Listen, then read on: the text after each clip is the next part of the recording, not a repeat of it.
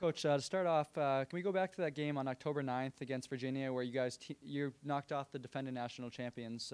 What was the feeling like, particularly being able to do it in front of your home crowd?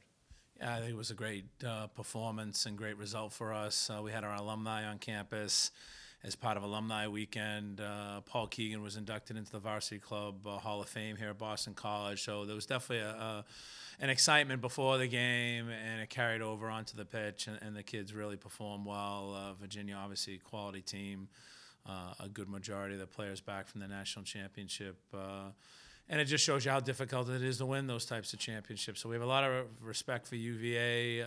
By no means do we feel we're the finished article, but to get that result at home in front of our alums, our fans, was a great performance and a great result. A tough loss Friday night on the road in overtime at Louisville. In that game, we saw Louisville score 2 minutes into the match. What does it say about your team to be down that early, but then to kind of get it back together and not give up any goals and force overtime?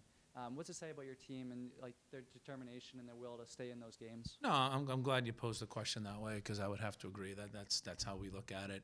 It's not ideal to go down 1-0 within the first 5 minutes, and we have to go back and look at ourselves and see how we're preparing a little bit. But sometimes it's an unfortunate circumstance. The ball gets played in the box, and defender tries to make a play on it and deflects into the goal. So I don't think there's too much we can take away from a negative standpoint. I think we were ready mentally, but we can certainly look back and see how we can clean that up a little bit. But in regards to the resiliency and coming back, Louisville were playing for their lives.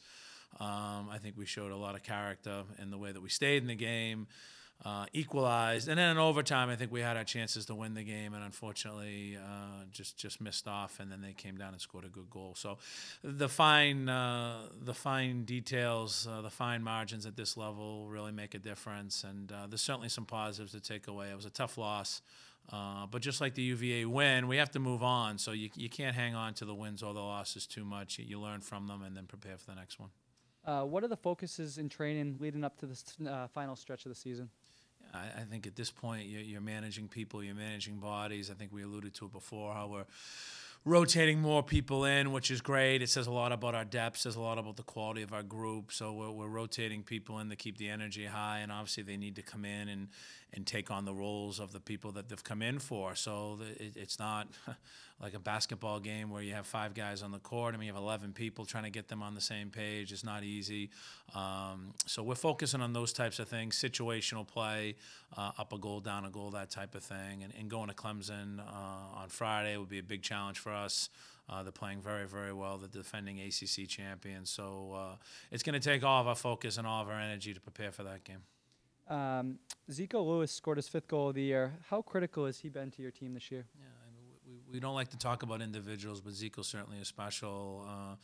He has a skill set and an energy that really separates him from a lot of kids in our league. And you know, he's not a kid that we necessarily depend on every single game, but certainly when you have a kid like him playing as well as he's been playing, it adds an awful lot to our team. So we really try and emphasize team.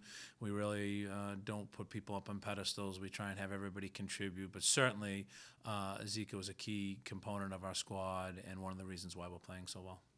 One more win for Ed Kelly would be his 300th career win as a coach. Can you talk about what kind of a milestone that is, particularly where the seasons aren't too long? So to be coaching for so long and to have so many wins, can you just talk about what that milestone would mean for Coach? Yeah, and Coach is a very modest guy. You never hear him talk about it, but as his assistant, but also as a fellow coach, as a colleague.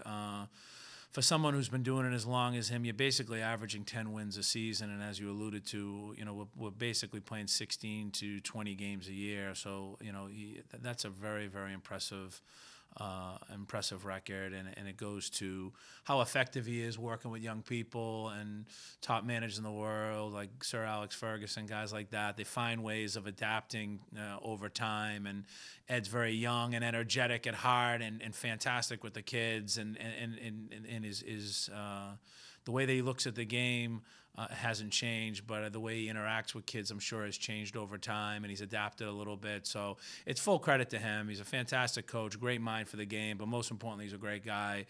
The kids pick up on that.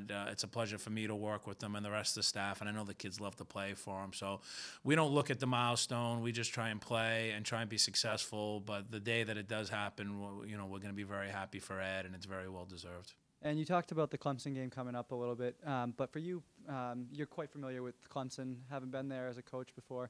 Can you talk about what it'll be like to return to Clemson and what you can expect from them? Yeah, it's a great place, a great venue. They take the sports very seriously. Men's soccer at Clemson is, traditionally one of the top programs in the country. I mean, really started soccer in the southeastern part of the United States back in the 70s and really grew from there. So there's a great tradition there. Historic Rigs just celebrated the 100th anniversary, so they've played football there. They've played baseball on that site, and obviously soccer's been there for a long time. So it's a great place to go. It's a great venue. The crowd will be great.